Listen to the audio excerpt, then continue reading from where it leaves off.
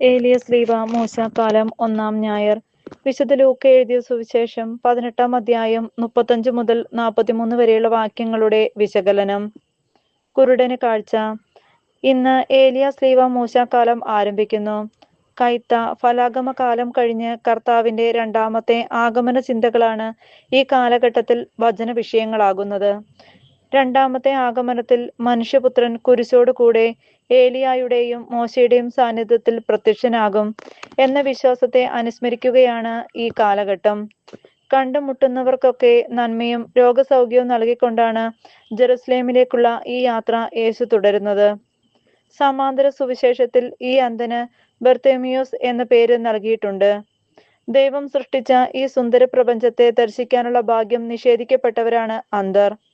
പക്ഷേ അന്ധത ബാധിച്ചവർക്ക് ഒരു 6-ാം ഇന്ദ്രിയം തുറന്നു കിട്ടിയാലെന്ന പോലെ കാഴ്ചയുള്ളവരെക്കാൾ കൂടുതൽ ചില ഗ്രഹണ ശക്തികൾ അവർക്കുള്ളതായി ശ്രദ്ധിച്ചിട്ടുണ്ട്. എന്റെ ബാല്യത്തിൽ ബസ് സ്റ്റാൻഡിൽ ഓരോ ബസ് വരുമ്പോഴും ആ ബസിന്റെ പേരും സ്ഥലവും വിളിച്ചു പറഞ്ഞ് ഉപജീവനം കണ്ടെത്തിയിരുന്ന മുരുകൻ എന്ന അന്ധൻ എനിക്ക് ഒരു അത്ഭുതമായിരുന്നു. കാഴ്ചയുള്ളവരെ നാണിപ്പിക്കുന്ന ഒരു കഴിവായിരുന്നല്ലോ അത്. ഈ അടുത്ത കാലത്ത് എന്റെ പ്രവർത്തന മേഖലയായ കൊച്ചിയിലും തൃശ്ശൂരും ഷൊർണൂരും കോയമ്പത്തൂരുമൊക്കെ നൂറുകണക്കിന് അന്ധർക്ക് അവരുടെ മുന്നിലുള്ള തടസ്സങ്ങളെ തിരിച്ചറിയുന്ന സെൻസർ ഘടിപ്പിച്ച സ്മാർട്ട് സ്റ്റിക്കുകൾ വിതരണം ചെയ്യുന്ന ഒരു സേവനം കാഴ്ചവെക്കുകയുണ്ടായിട്ടുണ്ട്. കൂട്ടം കൂട്ടമായി യേശുവിനോടൊപ്പം യാത്ര ചെയ്യുന്ന ധാരാളം മനുഷ്യരെ ഇന്നത്തെ സുവിശേഷത്തിൽ കാണാം. എന്നാൽ കടന്നു പോകുന്ന യേശു വരാനിരിക്കുന്ന ദാവീദിന്റെ പുത്രനാണെന്ന തിരിച്ചറിവ് ലഭിച്ച ആദ്യത്തെ മനുഷ്യൻ അന്ധനായ ബർത്തേമിയോസ് ആയിരുന്നു. കൂടെ നിരന്തരം നടന്ന ശിഷ്യർ പോലും തിരിച്ചറിയാത്ത സത്യം തിരിച്ചറിഞ്ഞതിനാൽ യേശുവിന്റെ ഉടനടിയുള്ള അനുഗ്രഹം അയാൾ പിടിച്ചുവാങ്ങി. ചെളി പുരട്ടാനും ഘട്ടം ഘട്ടമായി കാഴ്ച നൽകാനുമൊന്നും സമയമെടുത്തില്ല. കാരണം അത്രമേൽ അയാൾ അവനിൽ വിശ്വാസം അർപ്പിച്ചത് യേശുവിനെ അത്ഭുതപ്പെടുത്തി. നിനക്കെന്ത് വേണം? എനിക്ക് കാഴ്ച കിട്ടണം. ഉടനെ അത് നൽകി. മറിയം യേശുവിനെ സമീപിച്ചപ്പോൾ നിനക്കെന്ത് വേണം? വീഞ്ഞ് തീർന്നു പോയ കുടുംബത്തിന് വീഞ്ഞ് നൽകണം എന്ന ആവശ്യം അവൾ ഉന്നയിച്ചു. ആദ്യ അത്ഭുതം അവിടെ ആരംഭിക്കുന്നു. സമരിയക്കാരിക്ക് വേണ്ടിയിരുന്നത് ഒരിക്കലും ദാഹിക്കാത്ത ജീവജലമായിരുന്നു.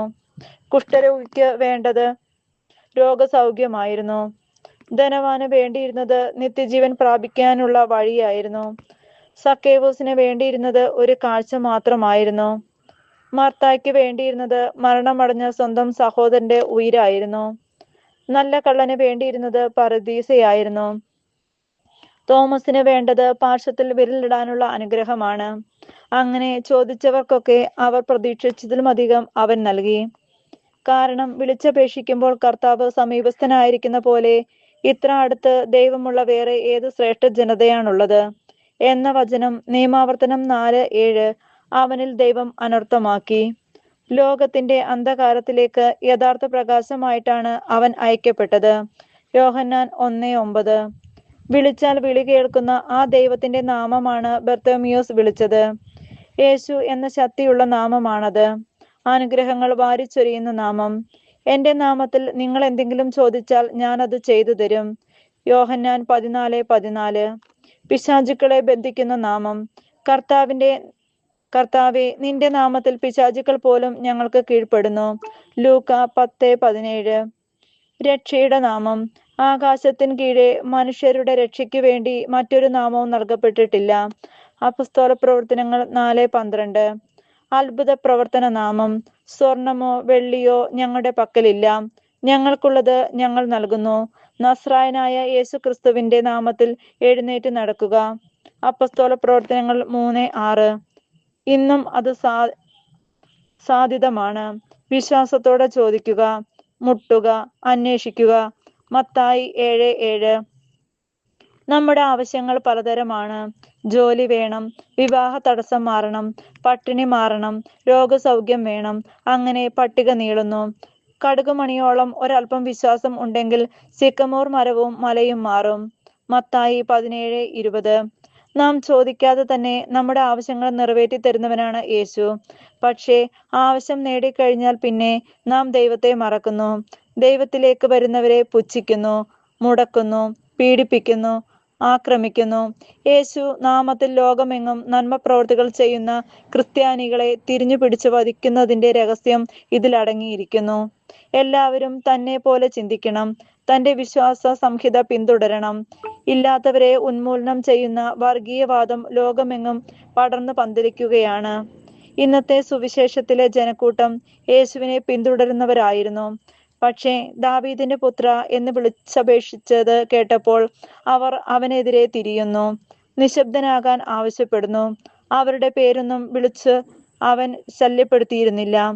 അവരിഷ്ടപ്പെടുന്ന യേശുവിനെ അവനും സ്നേഹിച്ചപ്പോൾ അതല്പം വ്യത്യസ്തമായിരുന്നതിനാലായിരിക്കാം അവർ അവനെ നിശബ്ദനാക്കാൻ ശ്രമിച്ചത്. ഇത് മനുഷ്യനെ പിടികൂടിയിരിക്കുന്ന ഒരു തരം അഹന്തയാണ്.